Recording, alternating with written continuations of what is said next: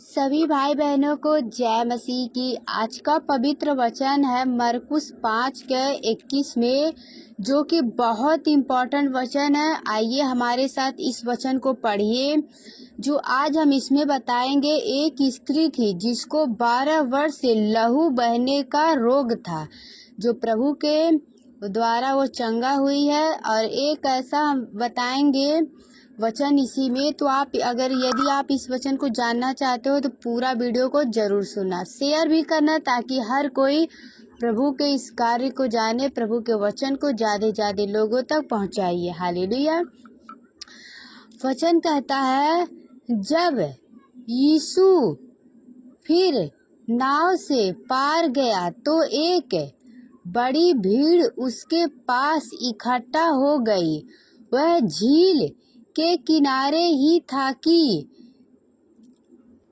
याईर नामक आराधनालय के सरदारों में से एक आया और उससे देखकर उसके पांव पर गिरा और यह कहकर उससे बहुत विनती की, मेरी छोटी बेटी मरने पर है, तू आकर उस पर हाथ रख कि वह चंगी होकर जीवित रहे।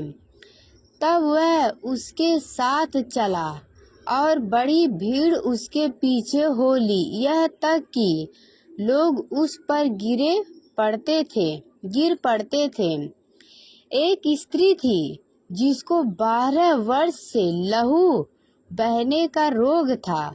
उसने बहुत वैद्य से बड़ा दुख उठाया और अपना सब माल व्यय करने पर भी उसे कुछ लाभ ना हुआ था, परंतु और भी रोगी हो गई थी। वह यीशु की चर्चा सुनकर भीड़ में उसके पीछे से आई और उसके वस्त्र को छू लिया, क्योंकि वह कहती थी, यदि मैं उसके वस्त्र ही को छू लूंगी तो चंगी हो जाऊंगी। और तुरंत उसका लहू बहना बंद हो गया और उसने अपने देह में जान लिया कि मैं उस बीमारी से अच्छी हो गई हूँ। यीशु ने तुरंत अपने में जान लिया कि मुझ में से सामर्थ निकली है और भीड़ में पीछे फिरकर पूछा, मेरा वस्त्र किसने छुआ? उसने चेलों ने उससे कहा, तू देखता है कि भीड़ तुझ पर गिरी पड़ी है और तू कहता है कि किसने तुझे छुआ? तब उसने उसे देखने के लिए जिसने यह काम किया था चारों ओर दृष्टि की। तब वह स्त्री यह जानकर कि मेरी कैसी भलाई हुई है, डरती और कांपती हुई आई और उसके पांव पर गिरकर उससे सब हाल सच सच कह दिया। उसने उससे कहा, पुत्री, तेरे विश्वास ने तुझे चंगा किया, कुशल से जा और अपनी इस बीमारी से बची रह। आमीन। देखिए, यदि आप सभी भी वचन पे विश्वास रखोगे, परमेश्वर पे विश्वास रखोगे, चाहे कितने साल का बीमारी हो, तकलीफ हो या मुसीबत हो, प्रभु के वचन के द्वारा आपको भी छुटकारा मिलेगा। ऐसे ही आपका भी विश्वास मजबूत होना चाहिए। यदि आप सभी को वचन पे विश्वास है तो आमीन जरूर बोलना। आइए हम आगे वचन को जानते हैं। वह यह कहा कि रहा था कि आराधनालय के सरदार के घर से लोगों ने आकर कहा, तेरी बेटी तो मर गई, अब गुरु को क्यों दुख देता है? जो बात वे कह रहे थे उसको यीशु ने अनसुनी करके आराधनालय के सरदार से कहा, मत डर, केवल विश्वास रख। और उसने पतरस और याकूब के भाई यूहन्ना को छोड़ अन्य किसी को अपने साथ आने न दिया। आराधनालय के सरदार के घर में पहुंचकर उसने लोगों को बहुत रोते और चिल्लाते देखा।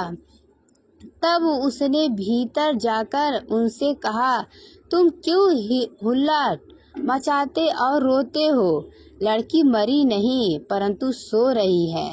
वे उसकी हंसी करने लगे, परंतु उसने सबको निकालकर लड़की के माता पिता और अपने साथियों के साथ भीतर जहाँ लड़की पड़ी थी गया और लड़की का हाथ पकड़कर उससे कहा, तलित कुमी, जिसका हाथ है, हे लड़की, मैं तुझसे कहता हूँ, उठ। और लड़की तुरंत उठकर चलने फिरने लगी, क्योंकि वह 12 वर्ष की थी। इस पर लोग बहुत चकित हो गए। फिर उसने उन्हें चिताकर आज्ञा दी कि यह बात कोई जानने ना पाए और कहा, इसे कुछ खाने को दो। यस, आमीन, हालेलुया। हमारे प्रभु जो कल चमत्कार करता था आज भी कर सकता है। यदि आपका विश्वास मजबूत हो तो परमेश्वर के वचन के द्वारा आपके भी जीवन में आशीष मिलेगी। इसलिए परमेश्वर की आज्ञाओं को मानिए, प्रभु के वचन पे विश्वास करिए। परमेश्वर सदा सभी भाई बहनों के साथ है। जितने भाई बहन इस वचन को सुना है, विश्वास किया, पिता परमेश्वर उन्हें और उनके परिवार को आशीष से भर दे। हालेलुया। हर मुसीबत, हर संकट से बचाए। तो देखिए, वचन पे विश्वास हो तो शेयर जरूर करना। हालेलुया। आइए हम एक और वचन जानते हैं। देखिए, ये वचन है 2 तीमुथियुस 3:16 में। वचन कहता है, संपूर्ण पवित्र शास्त्र परमेश्वर के प्रेरणा से रचा गया है और उपदेश और समझाने और सुधारने और धार्मिकता की शिक्षा के लिए लाभदायक है, ताकि परमेश्वर का जन सिद्ध बने और हर एक भले काम के लिए तत्पर हो जाए। हालेलुया। परमेश्वर और मसीह यीशु को गवाह करके जो जीवितों और मरे हुए का न्याय करेगा और उसके प्रकट होने और राज्य की सुधि दिलाकर, मैं तुझे आदेश देता हूँ कि तू वचन का प्रचार कर, समय और असमय तैयार रह, सब प्रकार की सहनशीलता और शिक्षा के साथ उलाहना दे और डांट और समझ। हालेलुया। तो प्रभु सभी भाई बहनों को आशीष दीजिए। देखिए, यहाँ वचन में कहा कि तू वचन का प्रचार कर। तो आइए हमारे साथ इस वचन को और भी लोगों तक पहुंचाइए, ताकि सभी लोग को वचन को पता चले। हालेलुया। प्रभु सभी को आशीष दे। God bless you.